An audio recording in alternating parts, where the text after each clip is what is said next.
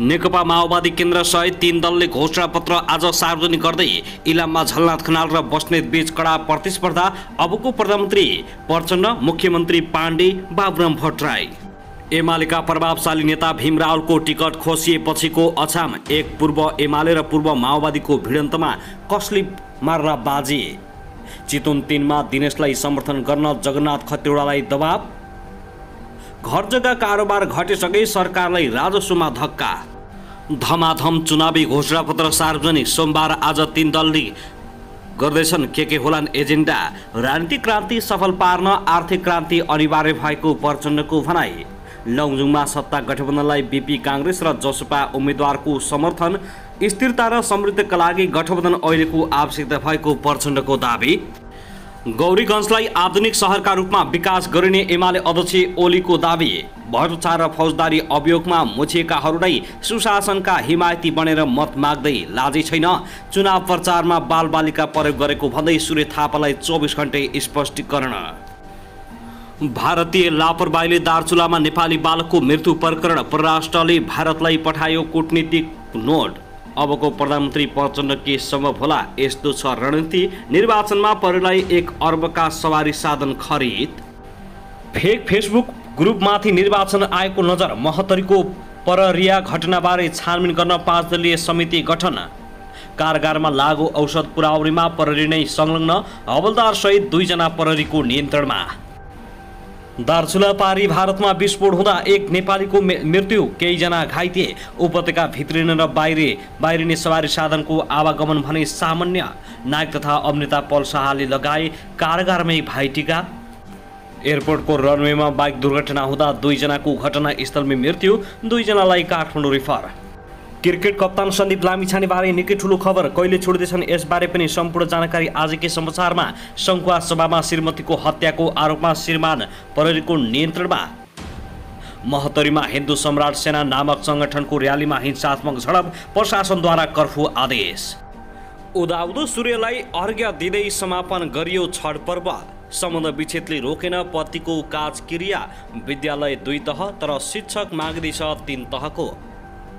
सल्यानका किसानलाई धान भित्राउन चट्टारो। मनोकामना हिँडेको बस दुर्घटना हुँदा 5 जनाको मृत्यु, 5 जनाको शनाखत, 28 जना घाइते, केहीको अवस्था गम्भीर। नवलपरासी पूर्वमा बस दुर्घटना हुँदा 6 जनाको ज्यान गयो।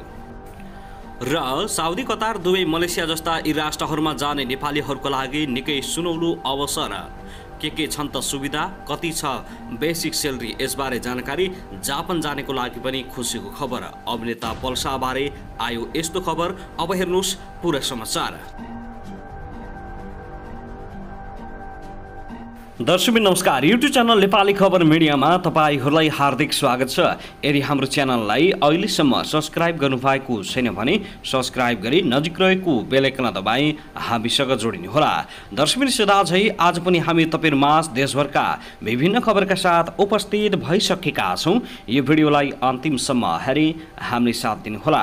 दर्शकबिन हाम्रो मेहनतको लागि एउटा सानो लाइक गर्न भने नभुल्नुहोला। कहाँदेखि हेर्दै हुनुहुन्छ, के भन्न चाहनुहुन्छ, तपाईको मनमा लागेका प्रतिक्रिया अवश्य पनि कमेन्ट गर्न नभुल्नुहोला। दर्शकबिन के तपाईँ हाम्रो च्यानलमा नियमित श्रोता हुनुहुन्छ? यदि नियमित हुनुहुन्छ भने तल कमेन्ट बक्समा नियमित अथवा रेगुलर लेख्नुहोस्। नयाँ हुनुहुन्छ भने सब्स्क्राइब गरी जोडिनुहोस् ताकि नयाँ अपडेटका साथ हामी तपाईहरुमाझ दैनिक रूपमा उपस्थित हुने गर्दछौँ। हाम्रा अपडेटहरू तपाईहरूलाई के कस्तो लागिरहेका छन्, सल्लाह सुझाव प्रतिक्रिया कमेन्ट बक्समा छोड्न नभुल्नुहोला।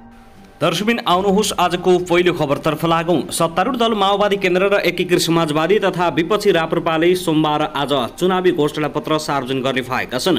माओवादीले पार्टी केन्द्रीय कार्यालय पेरिस डाँडामा दिउँसो 3 बजे र एकीकृत समाजवादीले पार्टी केन्द्रीय कार्यालय मिन भवनमा दिउँसो 1 बजे घोषणापत्र सार्वजनिक गर्न लागेका हुन्। माओवादीले राजनीतिक स्थिरताका लागि प्रत्यक्ष निर्वाचित कार्यकारी राष्ट्रपतिको विषय महत्त्वका साथ उठाएको छ।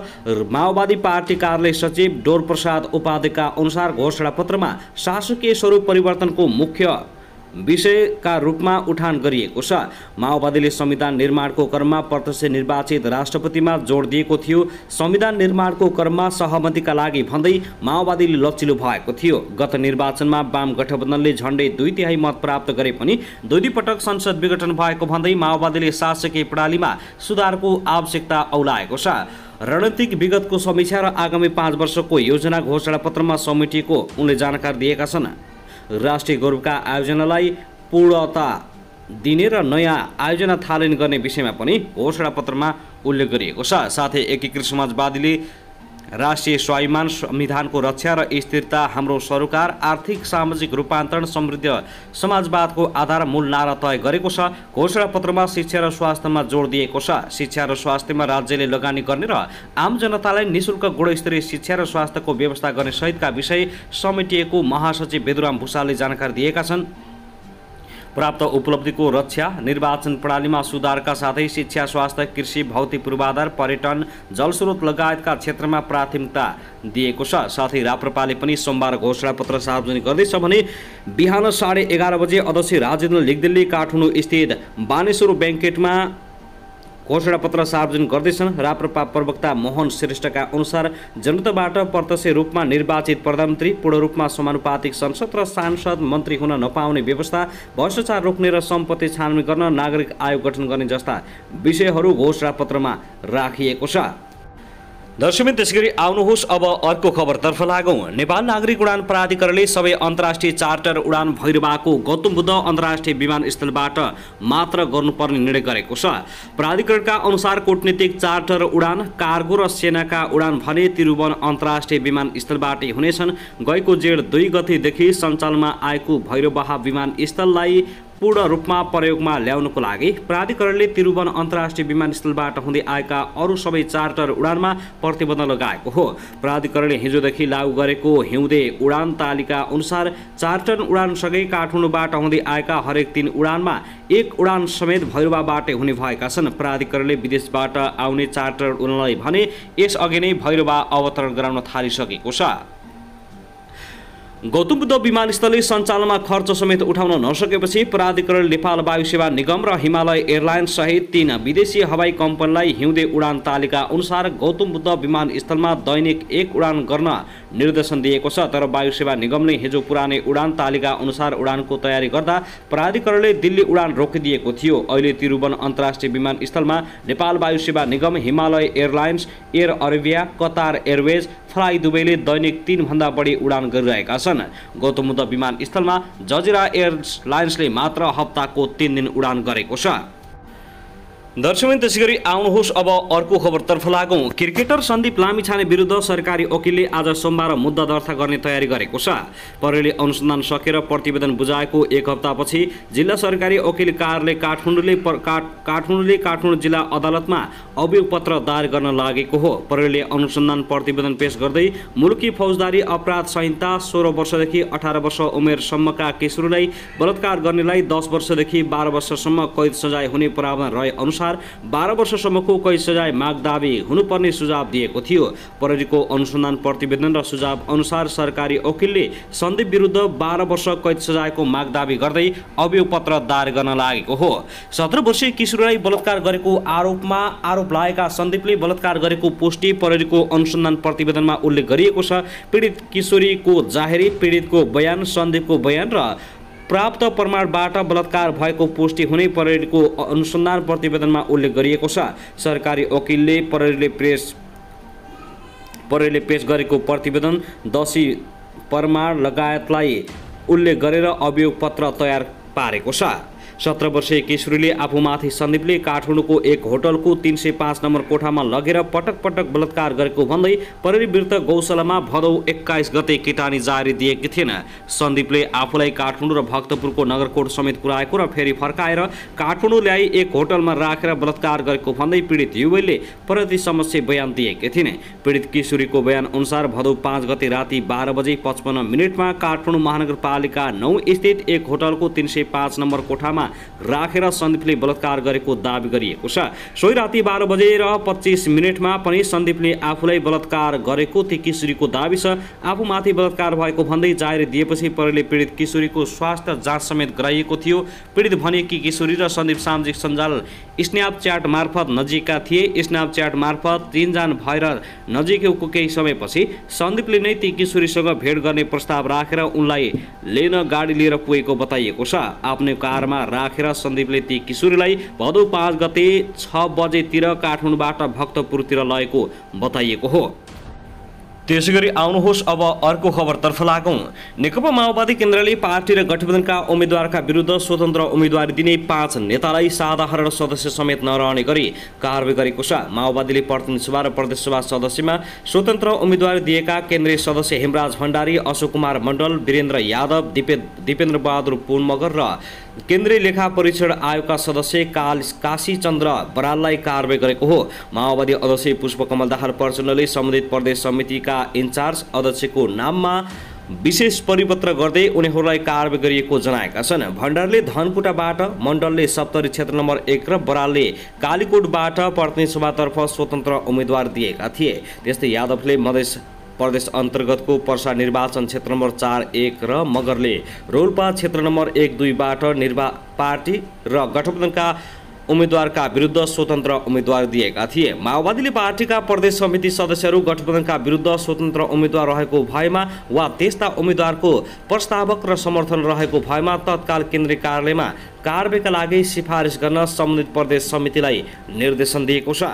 दर्शकबिन त्यसैगरी आउनुहोस् अर्को घटनातर्फ लागौं। कैलालीको गौरीगङ्गा नगरपालिका 1 स्थित चमोला बजारमा भएको आगलामा 6वटा पसल जरेर खरानी भएका छन्। शनिबार साँझ चमोला चोकमा रहेको हिमाल मोबाइल ग्यालरीबाट अचानक आगो सल्किएको थियो। प्रहरीका अनुसार विद्युतको तार सर्ट भएर मोबाइल पसलबाट सुरु भएको आगलागी फैलिएर अहिलेसम्म 6वटा पसल जलेर नष्ट भएका छन्। 6वटा पसल जलेर नष्ट भइसकेको र अहिले आगो नियन्त्रणमा लिने प्रयास भइरहेको इलाका प्रहरी कार्यालय चौमलाले जानकारी दिएको छ। 2वटा किराना पसल, मोबाइलका 2वटा पसल, 1 हार्डवेयर पसल र 1 होटलमा आगलागी भई क्षति भएको प्रहरीले जनाएको छ। गौरीगङ्गा नगरपालिकासँग दमकल नहुँदा गोदाबारी नगरपालिका र घोडाघोडी नगरपालिकाबाट दमकल मगाइएको थियो। अहिले दमकल त्यहाँ पुगेका छन्। गौरीगङ्गासँग दमकल नभएकाले टाढाबाट दमकल आउँदासम्म बढी क्षति भएको स्थानीय बासिन्दाहरूले बताएका छन्। अहिले स्थानीय प्रहरी, म्यादी प्रहरी समेतको टोली आगो नियन्त्रणमा खटिएको छ। क्षतिको विस्तृत विवरण आउन भने अझै बाँकी छ। त्यसैगरी आउनुहोस् अब अर्को खबरतर्फ लागौं। सङ्खुवासभाको 5 खपन नगरपालिका 3 फन्च्याङमा 30 वर्षीय उर्मिला रोक्का सार्कीको हत्या भएको छ। श्रीमतीको हत्यामा संलग्न भएको आरोपमा प्रहरीले 32 वर्षीय जीवन रोक्कालाई पक्राउ गरेको जिल्ला प्रहरी कार्यालय सङ्खुवासभाका डीएसपी वीरेन्द्र गोदारले जानकारी दिएका छन्। बुधबार राति श्रीमतीको खुर्पा प्रहारबाट 30 वर्षीय उर्मिलाको घटनास्थलमै मृत्यु भएको प्रहरीले जनाएको छ। डीएसपी गोदारका अनुसार बुधबार राति मादक पदार्थ सेवन गरेर श्रीमान श्रीमती बीच झगडा भएको देखिएको छ। घटनाको अनुसन्धानका लागि प्रहरी निरीक्षक भुवन बाबु खड्काको टोली घटनास्थल पुगेको छ। घटनाबारे थप अनुसन्धान भइरहेको जिल्ला प्रहरी कार्यालयले जनाएको हो। दर्शकबिन त्यसैगरी आउनुहोस् अर्को अत्यन्तै दुःखद खबरतर्फ लागौं। मोटरसाइकलमा सल बेरिदा आज शनिबार तनहुँमा एक महिलाको बायाँ हात चुडिएको छ। ब्यास नगरपालिका 5 पतेती निवासी 29 वर्षीय रेणु थापाको हात चुडिएको जिल्ला प्रहरी कार्यालय तनहुँका प्रमुख प्रहरी नायब उपरीक्षक राजेन्द्र बाबु रेग्मीले जानकारी दिएका छन्। चापाघाटबाट झापुटार जाँदै गरेको G17 प 3472 नम्बरको मोटरसाइकलमा सवार थापाको सल मोटरसाइकलको पाङ्रामा बेरिएपछि लडेर कुहिनोको भन्दा तलबाट चुडिएको प्रहरी नायब उपरीक्षक रेग्मीले जानकारी दिएका छन्। मोटरसाइकलमा सवार चालक र थापाको छोरी भने सकुशल रहेको प्रहरीले जनाएको छ। तत्काल उपचार गर्दा हात जोडिन सक्ने हुँदा हेलिकप्टर मार्फत शनिबार दिउँसो काठमाडौँमा उपचारका लागि लगिएको छ। घाइते थापाको तत्काल दमौली अस्पतालमा उपचारको लागि ल्याइएको थियो। दमौली अस्पतालमा हात जोड्न सम्भव नभएकाले काठमाडौँ लगिएको प्रहरीले जनाएको छ। दर्शकबिन त्यसैगरी आउनुहोस् अब अर्को खबरतर्फ लागौं। नेपाली कांग्रेसले नेकपा एमालेका अध्यक्ष केपी शर्मा ओली नेतृत्वको अघिल्लो सरकारले 41 महिने अवधि पूर्ण रूपमा खेर गएको निष्कर्ष निकालेको छ। शनिबार सार्वजनिक घोषणापत्रमा उसले ओली नेतृत्वको सङ्घीय मात्र नभएर प्रदेश सरकार र स्थानीय सरकारहरू पनि सङ्घीय प्रणालीको सिद्धान्त अनुसार सञ्चालन नभएको आरोप लगाएको हो। 2074 फागुनमा प्रधानमन्त्रीको शपथ ग्रहण गर्न साथ संविधान प्रदत्त नागरिकका नैसर्गिक अधिकार नियन्त्रण गरी नागरिक आन्दोलनमाथि दमनको सुरुवात गरिएको थियो। अभिव्यक्ति तथा प्रेस स्वतन्त्रलाई मौलिक अधिकारको रूपमा संस्थागत गरेको संवैधानिक प्रावधानलाई कुल्चिएर सार्वजनिक सञ्चार माध्यम र सामाजिक सञ्जाललाई समेत नियन्त्रण गर्ने उद्देश्यले विवादास्पद र नियन्त्रणमुखी विधेयकहरू सरकारले संसदमा दर्ता गरेको थियो। ती विधेयकहरूले लोकतान्त्रिक प्रणाली, संविधानवाद र विधिशास्त्रका सम्पूर्ण सिद्धान्तलाई नै चुनौती दिएका थिए, काङ्ग्रेसले घोषणापत्रमा समेटेको छ। नेपाली काङ्ग्रेसले ओली सरकारले भ्रष्टाचारको कीर्तिमान राखेको आरोप पनि लगाएको छ। सरकार बनेको क्षणदेखि नै कुशासन, भ्रष्टाचार र अनियमितता संस्थागत हुन थालेको बताएको छ। सार्वजनिक सम्पत्तिमाथि लुटतन्त्र मचाउँदै सरकारले भ्रष्टाचार, कमिसन तन्त्र, आर्थिक अनियमितता र अपारदर्शिताको क्षेत्रमा नयाँ रेकर्ड र कीर्तिमान राखेको आरोप लगाएको छ।